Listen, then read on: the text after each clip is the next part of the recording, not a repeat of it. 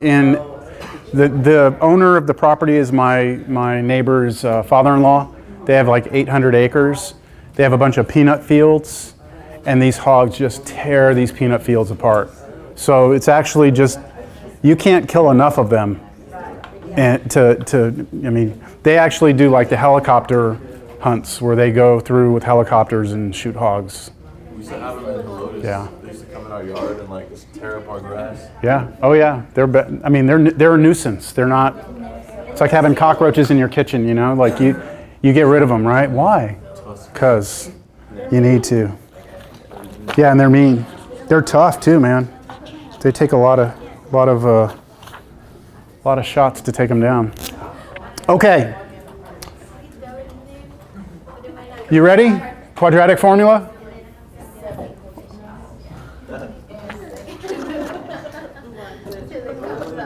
All right, let's start with something simple. I really don't like using that in any math class, like, oh, this is easy. But relatively speaking, this is an easy problem. That is a quadratic equation, right? Is it that special case where we can do just move over, square root, be done? Cannot do that, right? Because you have three terms. So you're not missing the x term. I always tell students, make sure you're not missing the x term. If you are, just do that quick move over, square root, you're done. You only want to use a quadratic formula kind of as a last resort because it takes some time to do it. Now, if you were given this problem on a test, here's how I would recommend you do it. -3, -4, -4, +1, and then do your grouping and be done. Okay? That's how you could do this. But I want to show you we get the same result. So I'm going to finish this problem like this. Oh, hold on. Oh, wait a minute. Change that to a plus.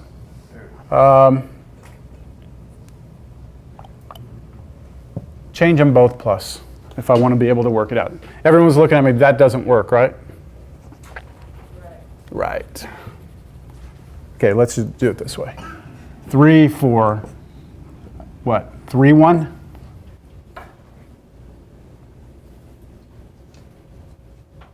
I'm sitting up here thinking about how I'm going to transmit HDMI video 1,500 feet.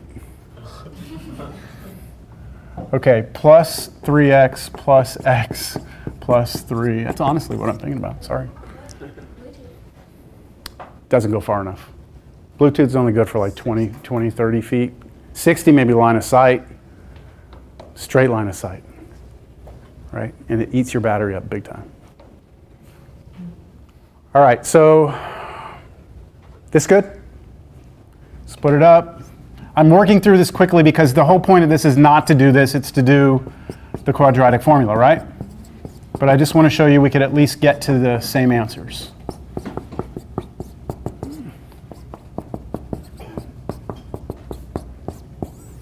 All right, so that's how we would do it, right? Do your grouping, split it, factor, done.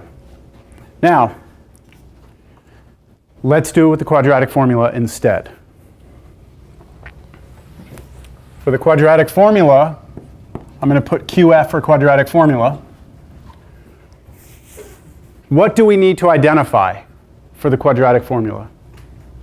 A, B, and C. That's it. Once you get A, B, and C, it's called plug and chug. That means just plug in the numbers and chug out the answer. That's what it is. So A in this problem is 1. Where are you getting that from? Number in front of x squared. We call the numbers in front of these things the coefficients. So that's the coefficient of x squared, it's 1. The b in the problem is 4, and then the c in the problem is a number by itself, the constant, 3. And then we go directly into the formula. And when you do the formula, make sure you write first x equals, because these are going to give you your solutions of x. And the formula says what? -b, right? That's the opposite of the b that you have, opposite in sign. So if it's positive, it's going to be negative. If it was negative, it would turn it to positive. So -b for us is -4 plus or minus the square root. And then the formula says b squared. So you're going to take this number in here and square it. which would be 16. What if this was negative 4? It's still 16. Please do not forget that this first piece, b squared, that's always a positive number. So 16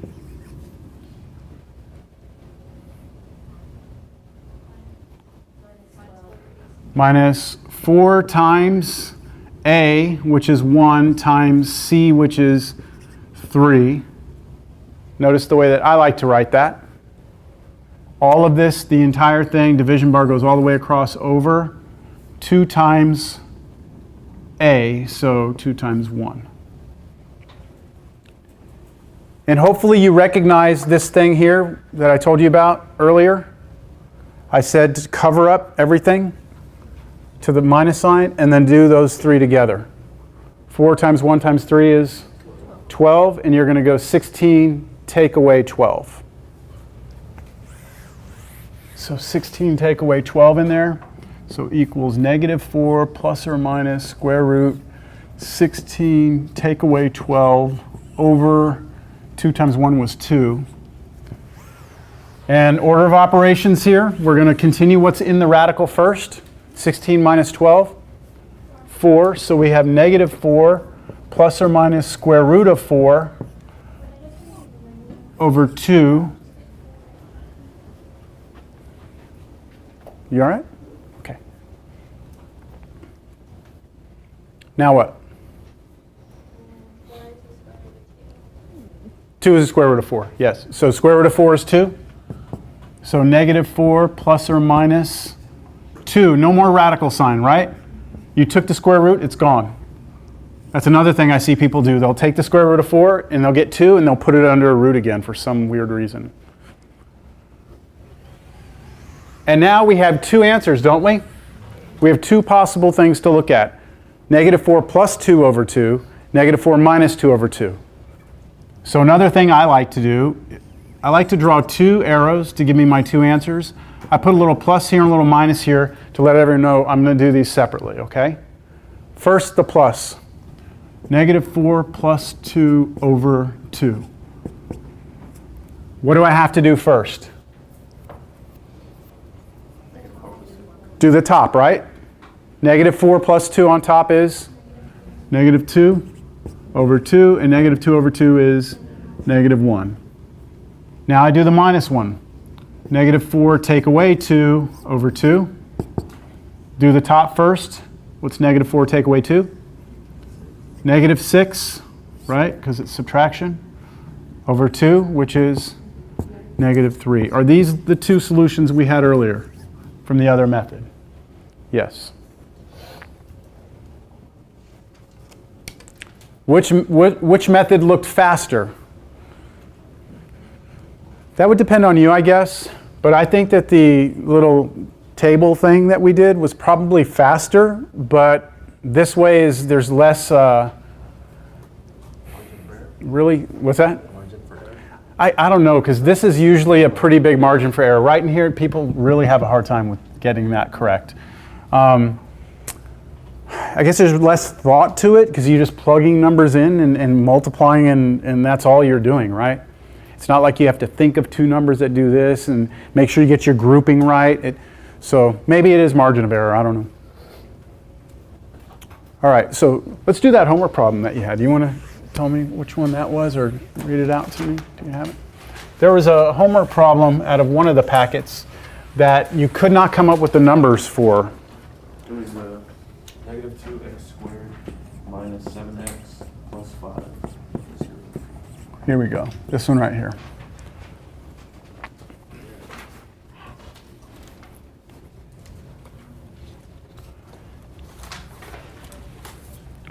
All right, so if we were looking at that, we might initially start with this thing.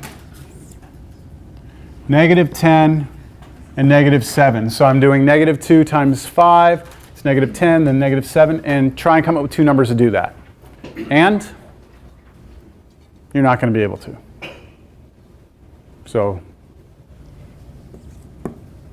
So in the homework from last time, you would have said prime, and you would have been done.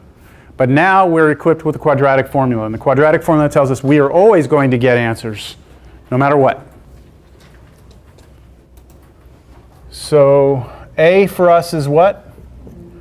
-2. B is what? -7. And C is 5. Okay, I want everyone to work this on their own. I want to see everybody writing it down. I want you to go into the quadratic formula, and let's do at the end, let's see how many people were able to do this correctly. I'll put the formula up here, even though it's in your notes.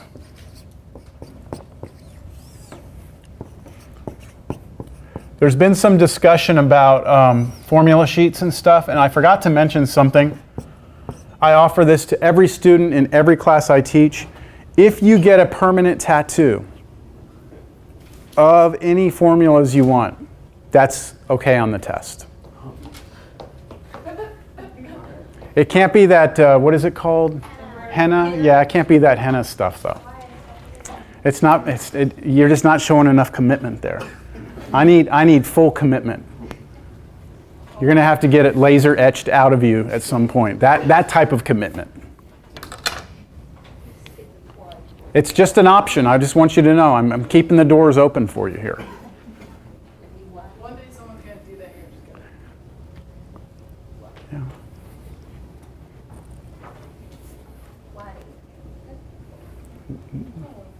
Yeah. Invisible ink? I haven't seen it. No. I would think it would fade out, but.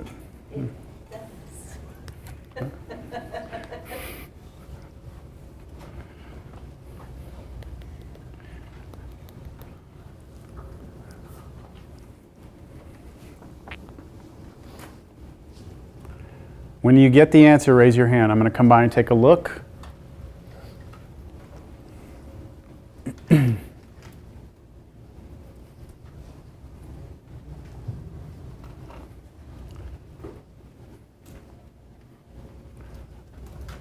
Leave it as an exact answer. In other words, your answer may turn out to have square roots in it. I haven't done the problem myself. Are you still working through it? Yeah, I'm still working. Did it?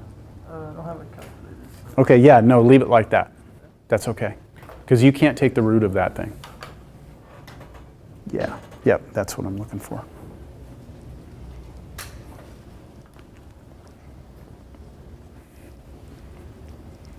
Yeah. 99 on the inside. It's not what other people are getting. I think it's 89. Oh, yeah. You got to be careful with that.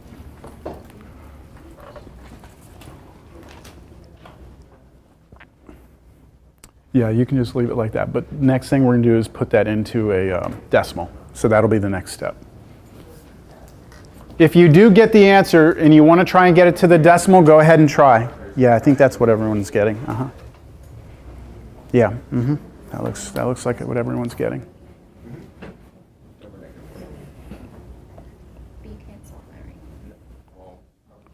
Yeah, and see here, you have to just stop because root 89 can't be broken down, but we'll do it as a decimal together. Check on that 49 minus 40, are you sure? Sure it's minus? Oh, yeah. I'm just testing. Okay, that looks right. That looks like what everyone's getting. You raise your hand? Yeah. Yep. I don't know how to do that. The root? Yeah, 'cause, like, it doesn't like. Okay, that's what, here, look, hit this button right there, the double arrow one. There. Got it? All right, I think almost everyone's there. I'm going to write it down here.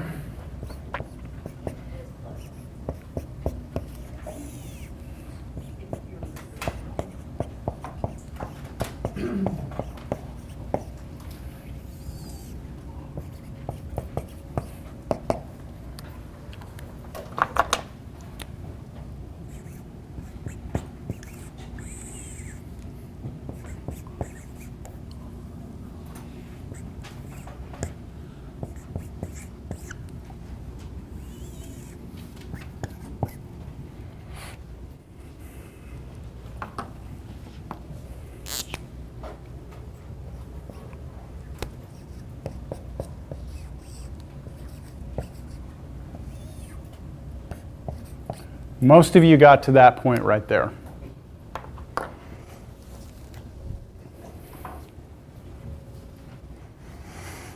That would be the exact answer. Does anyone have any questions on getting it to here? Now let's try and go to a decimal. So what you would have to do at this point is you would have to get on your calculator and take the square root of 89, which is 9.43. Let's go two decimal places. 9.43, close enough. I should change this equal to an approximate now because it is not exact anymore because I've rounded.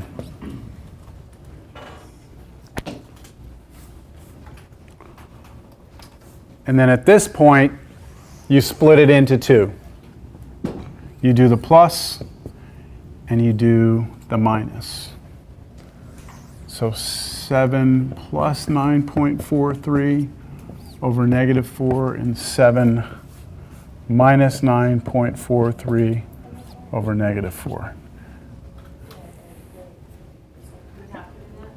Yeah, well, this is practice. This is, yeah, like I said again, on a test, if you got to the exact, it would be fine, but later on when we're graphing, you're going to have to go that far.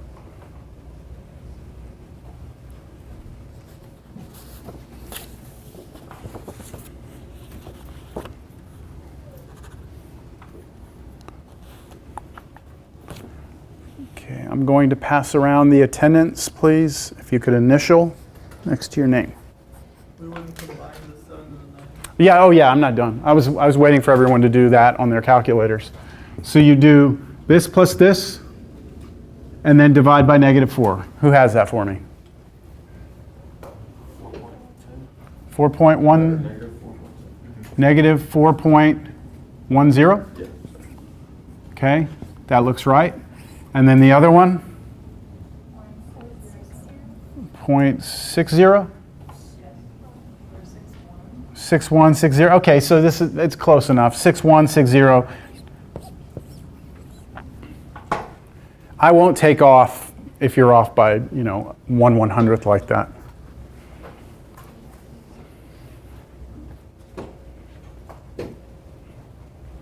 All right, so those are the solutions.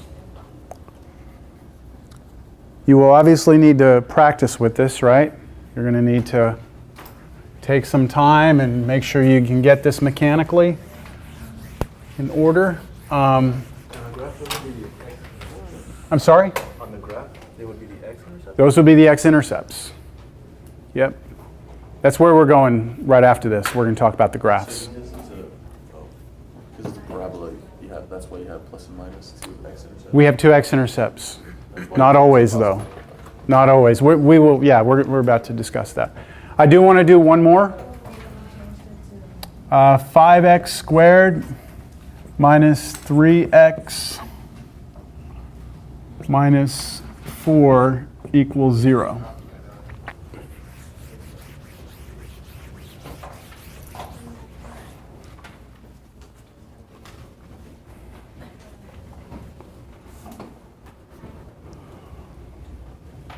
All right, so let me just show you real quick. If you try this,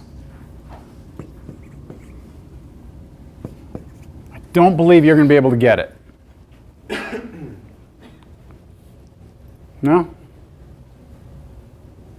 So you sit there for a few seconds and then you realize, no, it's not going to happen. Then you go, but I've got the quadratic formula. So x will be negative b. Here in this case, A is 5, B is negative 3, and C is negative 4. So when you do negative B, it's actually what? Plus 3? So positive 3? Plus or minus the square root of, what's B squared? Positive 9. Wait a minute, hold on, minus 4 times, shoot. Can we do something real quick? Sorry. I really want this to be plus right here. Change that 4 to a plus. I know. I want this to do something specifically. That would not change the fact that we can't come up with these numbers. Okay? It's not going to change that. So 9 minus 4 times A times C, right? Like that. Pardon? I just changed it. I told everyone I'm changing the problem. Oh, no, the positive 3. Right there. This right here? Yeah. The formula is negative b. Oh, so it's This really means the opposite of what b is. So if b is negative to start with, it's going to become positive here. I mean, sorry, if b is negative to start with, it'll turn to positive. All of this divided by what? 2 times 5. All right, so we're going to get something interesting here. 3 plus or minus square root of 9, and then what? What is it? Minus what? Minus 80. All over 10. See, that's the part right here. Cover up the minus sign. 4 times 5 is 20, times 4 is 80. 9 minus 80. 3 plus or minus square root of negative 71 all over 10. And now you have this rather complicated looking thing. Square root of a negative number, which we already said we can't do. I, right? So can you break down 71 though? You can't, right? So how are we going to write that? Watch. This is what I'm going to do. Here's what I'm looking at, right? I'm going to continue this over there. But think about this as being this, right? That's what that is. And this is root 71. That's I, right? I times root 71. So, what? Was that a question? Do you see that? Now, since root 71 doesn't break down, I'm just going to leave it as root 71. And the I can put it in front or in the back. Normally, we put the I in front of the root. If it's a root, we leave it in front. So I'm going to put I root 71 over 10. And that's what I'm going to box as my exact answer.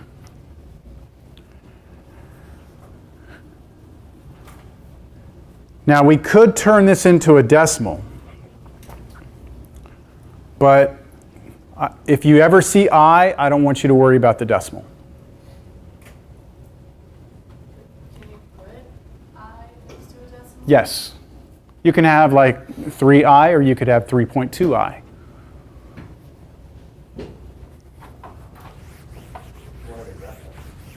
Yeah, that's the thing, you couldn't graph it. You couldn't graph this as a number, which is my next point. If I said what we're leading up to is that these answers represent the x-intercepts of a parabola, right? Then we've already seen with the problems that we've been doing that we've been getting 2 answers, haven't we? That would mean that we have 2 x-intercepts and that we would have a parabola that went through them, right? And it might be that the parabola goes this way and does something like that. Could be. Generally speaking, a lot of the parabolas we're going to deal with are going to have 2 x-intercepts. This particular parabola right here, just the left side, if I look at that as a function, how many x-intercepts do you think that has? Well, this is what they are. And they are imaginary, which means you don't have them. They're invisible, kind of, right? So can you think of a parabola that wouldn't hit the x-axis? One that's above the x-axis and goes up, or one that's below the x-axis and goes down. Yeah? So look, this happens when you get 2 nice answers. They might be decimals, but they don't have I in them. This is what's happening. This is what happens when you have an I in the answer for the x-intercepts, for the quadratic formula. And what about, is there any possible way that you could have a parabola just have one answer? One x-intercept. If it's on the x-axis and goes up, right? Like this. That could happen. How would we know that? Well, let me show you how we know that. I'll give you a quadratic equation right now.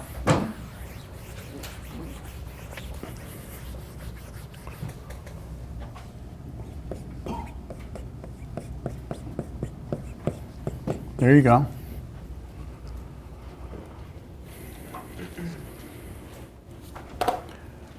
Now you could do this one.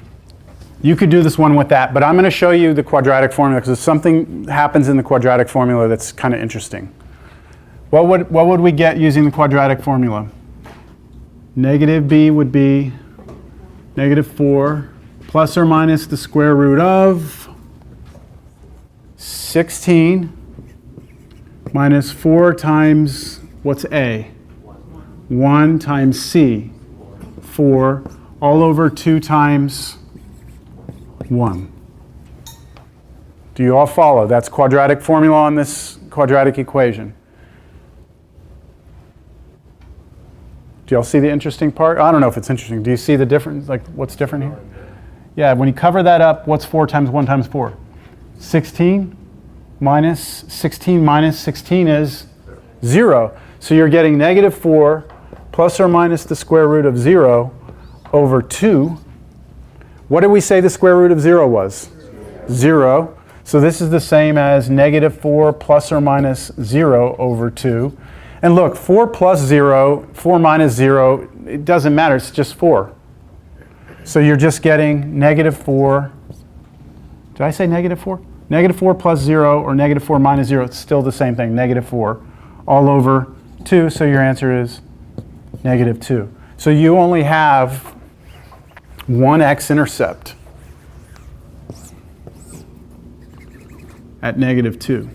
And that means that this parabola either does this or it could possibly do this. It's one or the other. It goes down because it's negative, right? Well, that's what we're about to talk about. It actually goes up because this number in here was positive. So if it's negative, If it's negative, it'll go down. But we're going to talk about that formally in a second. Okay. So with quadratic equations in general, with the quadratic formula, there are 3 possibilities in terms of answers. You could have 2 really nice answers. You could have 1 answer, or you could have no answers, which would be when you have the imaginary numbers. Got it? All right. So please do the homework for solving quadratic equations. All right. So today what we've done is we've done simplifying radicals, solving quadratic equations using the square root method, and solving quadratics using the quadratic formula. That's what we've done up to this point. The next topic is graphing quadratics. And I feel like I still have time. I have 20 minutes. How far behind are we? Monday, graphing. Okay, so begin graphing. We're about a day behind.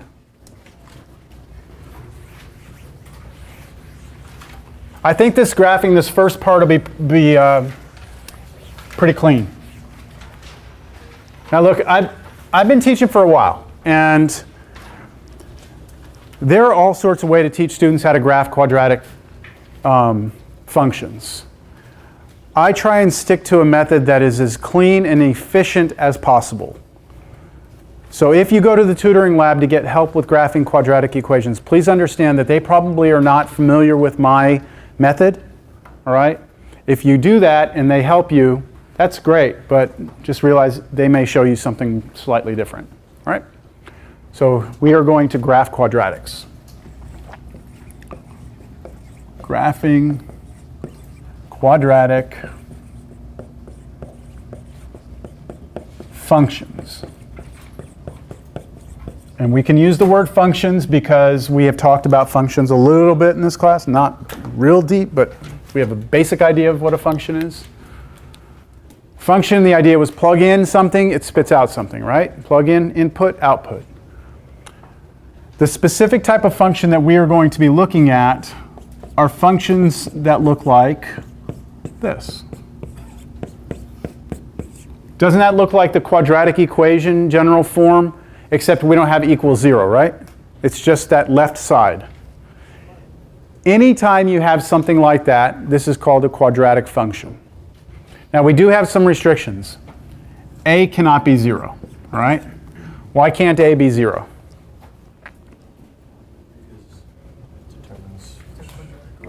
that's going to be, if a is 0, this term isn't even here, is it?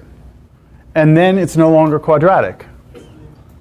It might be linear, right? Unless b is 0 too. And then, so we have to make sure a can't be 0. That way we have to have an x squared term. As long as you've got something like that, we're in business. All quadratic equations look like this. They look like a smile, or they look like a frown. Right? Smile or a frown. There's an easy way to determine which of these it's going to be. It will do this if a is greater than 0. It'll do this if a is less than 0. What's another way of saying a is greater than 0? A is a positive number, right? So if this number right here in front of x squared is positive, it looks like a smile. If the number in front of x is negative, right, less than 0, it is going to be a frown. That's easy to remember.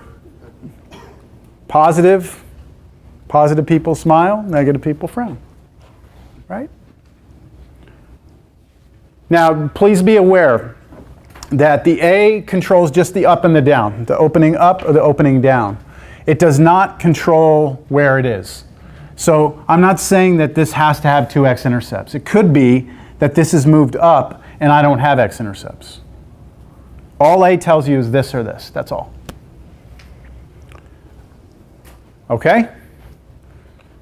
That's the up and down behavior. I'm just going to say for both of these, this is the up / down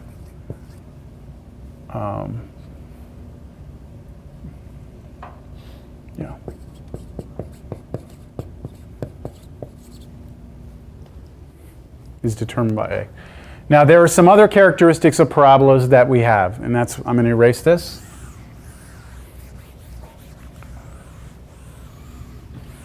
Do you remember when we were graphing lines, what the characteristics, the things that we were interested in when we were graphing lines? We like to know where the x-intercepts and y-intercepts were. Same with these. I'd like to know where the x and y-intercepts are. Yeah? The x-intercepts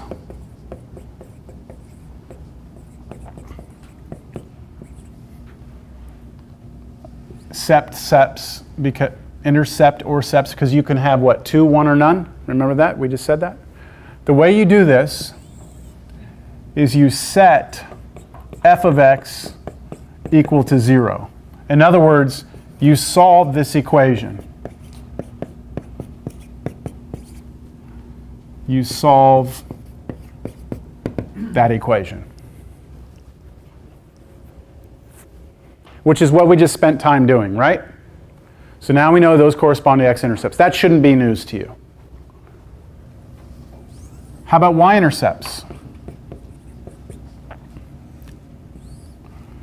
Think about what we did. Do you remember what we did when we found the y-intercept of a line? What did we do?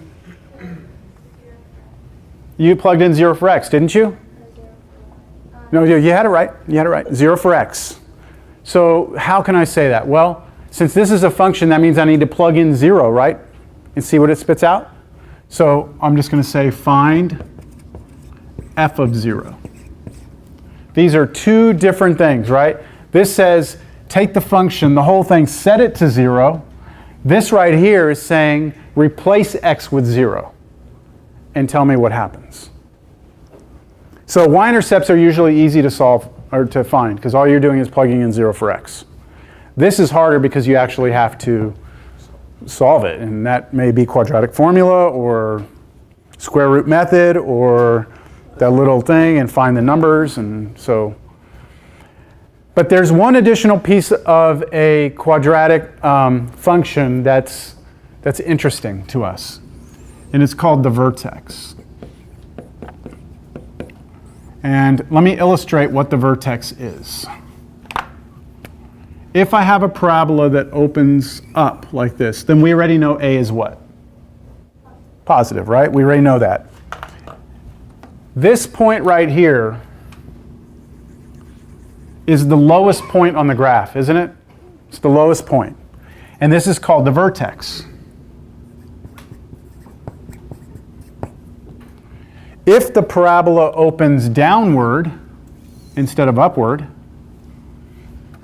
then it won't have a lowest point, it will have a highest point, right?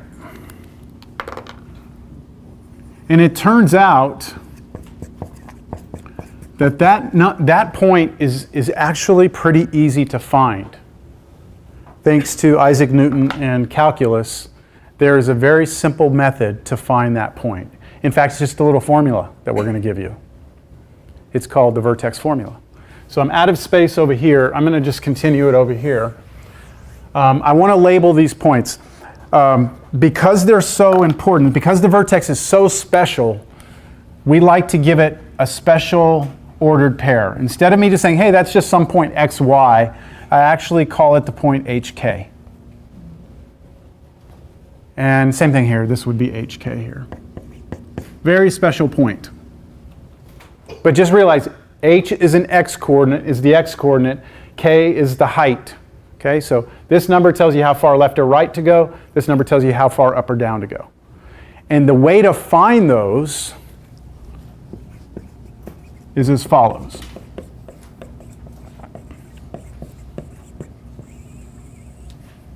To find h, what we will do is kind of like, you know the quadratic formula, all you need to know is a, b, and c, and you just plug and chug and you were done? Same thing with h. To figure it out, it's just negative b over 2a. That's it. That almost looks a little bit like the quadratic formula, right? Except it's missing, on top it's missing the plus or minus square root of b squared minus 4ac. Right? I mean, it's missing a lot. But the negative b and the 2a are the same. That's how you get this number. Very simple. Just plug in negative b divided by 2a. That's how far over that point will be. Now to figure out the up and down, it's a little more complicated. What you have to do is take this answer and plug it into, sorry, I forgot to put k. The k here is just what you get when you plug this answer into the function. Whatever it spits out is going to be how high up and down you are. And that's it. Yes? Why do they need to differentiate x and y by using h and k? That's a good question. I mean, well, because there's what we call a standard form for a parabola, which looks like this. Like I gave you this form, right? I said this is a quadratic function. This is called the expanded form. There's actually what we call the standard form that looks like this. And in this formula, you actually have the h and the k in the formula. So just by looking at it, I'll give you a specific example. 3x minus 3 squared plus 4. Right now, I could graph this for you pretty easily because I know that the vertex of this is 1, 2, 3, 1, 2, 3, 4. It's right there, and I know it opens up because A is 3, so I know it opens up from here. It doesn't have any x-intercepts. So there is another way of writing a quadratic that incorporates the vertex. And so we can't call it x and y because we're already using x, so we call it h and k. I hope that's enough to, okay. All right. 10 minutes. All I'd like to do before I let you leave is lay out what the steps are going to be for graphing a quadratic function. And then when we come in next time, we just start graphing. All right? We'll have the steps, and then we go. So what are the important aspects of a parabola? What are the things that you're going to need to determine? Or what are the things you can determine? What's that? X-intercepts. We can figure out if it has any, right? Y-intercept, the vertex, and of course if it opens up or down, right? Those are things. So here are the steps to graphing. Steps for graphing quadratic functions. In other words, parabolas. I don't think I put this on here yet. I don't think I put the word parabolas up there yet, but that's what they're called, parabolas. Parabolas.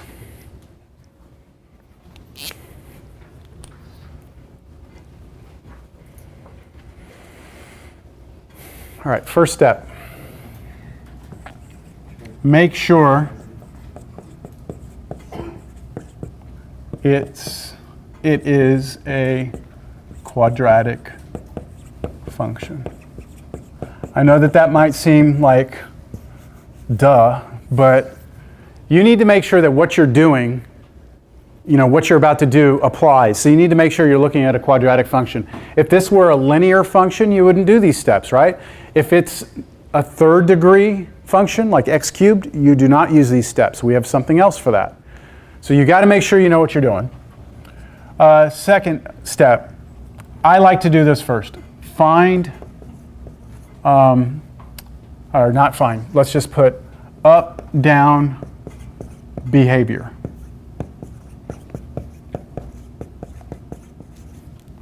You're going to figure out the up or down behavior. How do you do that? Look at A, right? So the first thing you do is make sure you're looking at a quadratic function. Next thing you do is just look at it and just say, does it open up or down, right? That way we have that kind of, put that on the side for now. Next thing, find vertex.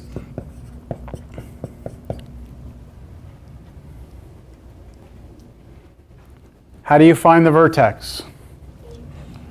All right, you use the formula, right? H is negative b over 2a. K is f of h. I haven't given you an example, but we will go through that process.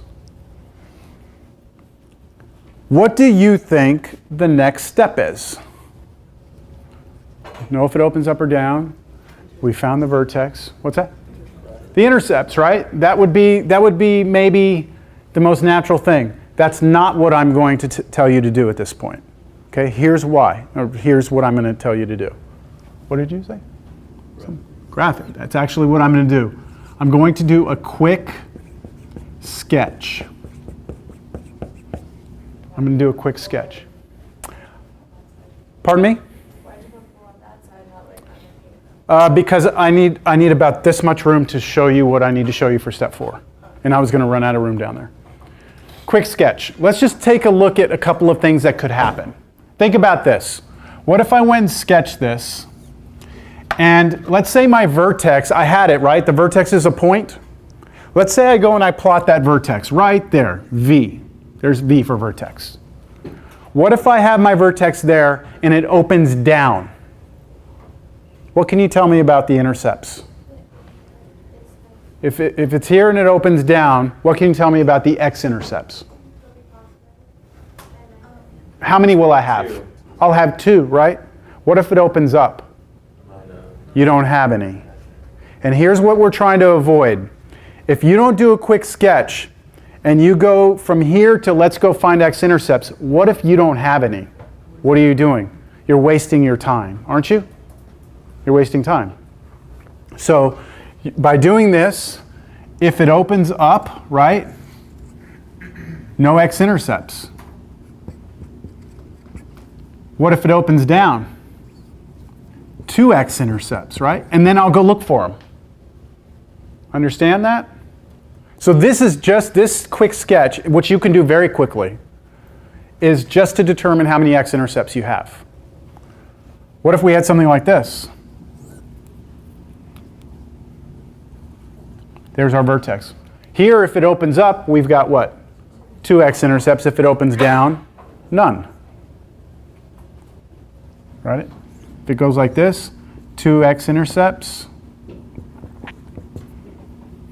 If it opens down, none.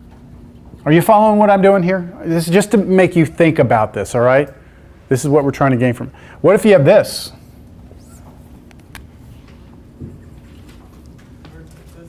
The vertex is the x-intercept, and it is the only one. And are you going to go spend time looking for one? An x-intercept? No. Right? You already have it, don't you? So regardless if it opens up or down, there's only one x-intercept, and it actually is your vertex. So no sense in looking. So this step is just to save you time.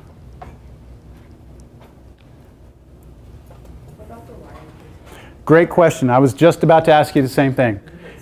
Is it possible? No, it's not. Oh, wait. Okay. In the expanded form, it will always be C. Yes.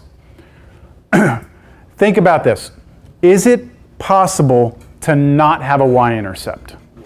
Can you draw a parabola that doesn't have a y-intercept?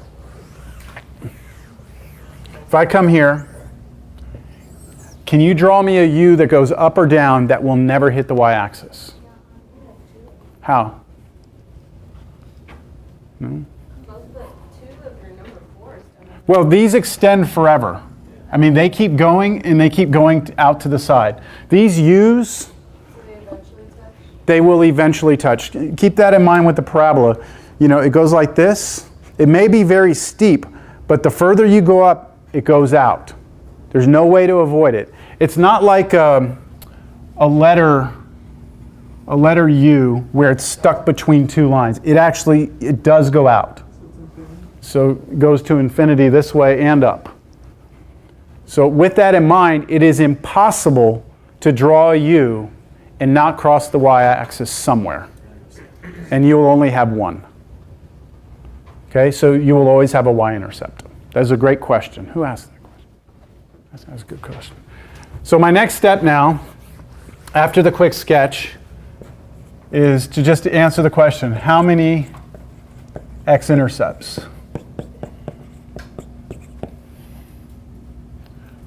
If 2, then find them. Otherwise, move on. So I was back here, I said, I can do a quick sketch. Ah, look, I've got 2 x-intercepts. Now I have to go find them, right?